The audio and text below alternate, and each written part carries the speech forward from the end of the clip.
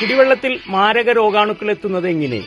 കുടിവെള്ളത്തെക്കുറിച്ച് കൂടുതൽ പഠിക്കൂ, 1 ലക്ഷം രൂപ സമ്മാനം നേടൂ. വാട്ടർ ട്രീറ്റ്മെന്റ് ഇൻഡസ്ട്രിയിൽ നടക്കുന്ന അശാസ്ത്രീയമായ പരീക്ഷണങ്ങളും വിൽപ്പനയും സമൂഹത്തിന്റെയും നാടിന്റെയും ആരോഗ്യത്തിന് ബാധിച്ചേക്കാം.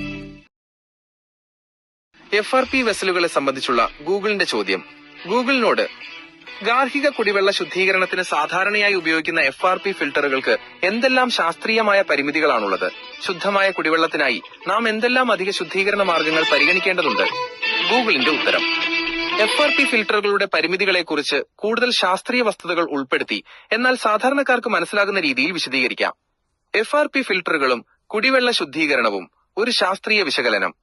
നമ്മൾ കുടിക്കുന്ന വെള്ളം സുരക്ഷിതമാണെന്ന് ഉറപ്പാക്കേണ്ടത് അത്യാവശ്യമാണ്.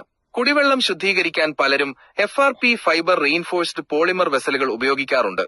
എന്നാൽ ഈ ഫിൽട്ടറുകൾക്ക് ചില ശാസ്ത്രീയമായ പരിമിതികളുണ്ട്. അവ എന്തൊക്കെയാണെന്ന് നോക്കാം. FRP ഫിൽട്ടറുകൾ എങ്ങനെ പ്രവർത്തിക്കുന്നു? FRP ഫിൽട്ടറുകൾ പ്രധാനമായും ഫിൽട്രേഷൻ എന്ന പ്രക്രിയയിലൂടെയാണ് വെള്ളം ശുദ്ധീകരിക്കുന്നത്. ഫിൽട്ടറിനുള്ളിൽ മണൽ, സാൻഡ്, ആക്ടിവേറ്റഡ് കാർബൺ, ആന്ത്രസൈറ്റ് പോലുള്ള വിവിധതരം ഫിൽട്ടർ മീഡിയ അടുക്കി വെച്ചിരിക്കും.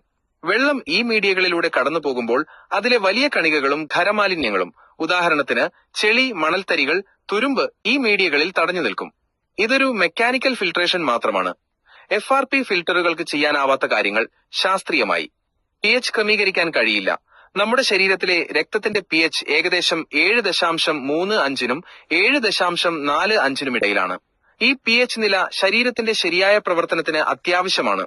FRP ഫിൽട്ടറുകൾക്ക് വെള്ളത്തിന്റെ pH മൂല്യം ഈ നിലയിലേക്ക് മാറ്റാൻ കഴിയില്ല. pH എന്നത് ഒരു ലായനിയുടെ അസിഡിറ്റിയെയോ ആൽക്കലൈൻ സ്വഭാവത്തെയോ സൂചിപ്പിക്കുന്ന അളവാണ്. FRP ഫിൽട്ടറുകൾ വെള്ളത്തിലെ അയോണുകളുടെ സാന്ദ്രതയിൽ കാര്യമായ മാറ്റങ്ങൾ വരുത്തുന്നില്ല. അതിനാൽ pHലും മാറ്റം വരുത്തുന്നില്ല. രോഗാണുക്കളെ നശിപ്പിക്കാനുള്ള കഴിവില്ല. FRP ഫിൽട്ടറുകൾക്ക് ബാക്ടീരിയ, വൈറസ്, പ്രോട്ടോസോവ തുടങ്ങിയ സൂക്ഷ്മജീവികളെ, പാത്തോജൻസ് നശിപ്പിക്കാനുള്ള കഴിവില്ല. ഫിൽട്രേഷൻ എന്നത് കണികകളെ അരിച്ചെടുക്കുന്ന പ്രക്രിയ മാത്രമാണ്. ഈ സൂക്ഷ്മജീവികൾ വളരെ ചെറുതായതുകൊണ്ട് ഫിൽട്ടർ മീഡിയകളിലെ സുഷിരങ്ങളിലൂടെ എളുപ്പത്തിൽ കടന്നുപോകാൻ സാധ്യതയുണ്ട്. അതിനാൽ ഫിൽട്ടർ ചെയ്ത വെള്ളം രോഗാണുരഹിതമാണെന്ന് സ്റ്റെറൈൽ ഉറപ്പില്ല. മീഡിയകളിലെ മാലിന്യങ്ങൾ അടിയുന്നു. ബയോഫൗളിംഗ്. ഫിൽട്ടർ മീഡിയകളായ ആക്ടിവേറ്റഡ് കാർബൺ പോലുള്ളവയ്ക്ക് വെള്ളത്തിലെ ജൈവവസ്തുക്കളെ, ഓർഗാനിക് മാറ്റർ ആഗിരണം ചെയ്യാനുള്ള കഴിവുണ്ട്. എന്നാൽ വെള്ളത്തിലെ എണ്ണ, കൊഴുപ്പ്, ചെളി, മറ്റ് ജൈവ അവശിഷ്ടങ്ങൾ എന്നിവ മീഡിയകളുടെ പ്രതലത്തിൽ പറ്റിപ്പിടിക്കുകയും അഡ്സോർപ്ഷൻ കാലക്രമേണ അവയുടെ സുഷിരങ്ങൾ അടയ്ക്കുകയും ചെയ്യും. ഈ പ്രതിഭാസത്തെ ബയോഫൗളിംഗ് എന്ന് പറയുന്നു. ബാക്ക് വാഷിംഗിന്റെ പരിമിതി. ഫിൽട്ടറുകളിൽ അടിഞ്ഞുകൂടുന്ന മാലിന്യങ്ങളെ നീക്കം ചെയ്യാൻ ബാക്ക് വാഷ് ചെയ്യാറുണ്ട്.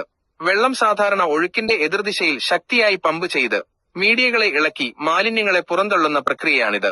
എന്നാൽ ബയോഫൗളിംഗ് കാരണം മീഡിയകളിൽ ദൃഢമായി പറ്റിപ്പിടിച്ച എണ്ണയും കൊഴുപ്പും ജൈവ മാലിന്യങ്ങളും പൂർണ്ണമായി നീക്കം ചെയ്യാൻ സാധാരണ ബാക്ക് വാഷിന് കഴിയില്ല.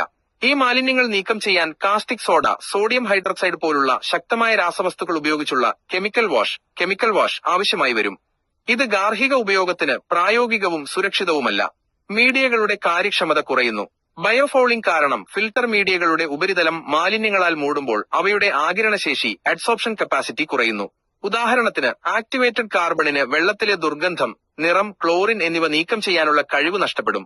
ഇത് ഫിൽട്ടറിന്റെ മൊത്തത്തിലുള്ള ശുദ്ധീകരണ കാര്യക്ഷമതയെ, ഫിൽട്രേഷൻ എഫിഷ്യൻസി ബാധിക്കുന്നു. രോഗാണുക്കളുടെ വളർച്ചാ കേന്ദ്രം.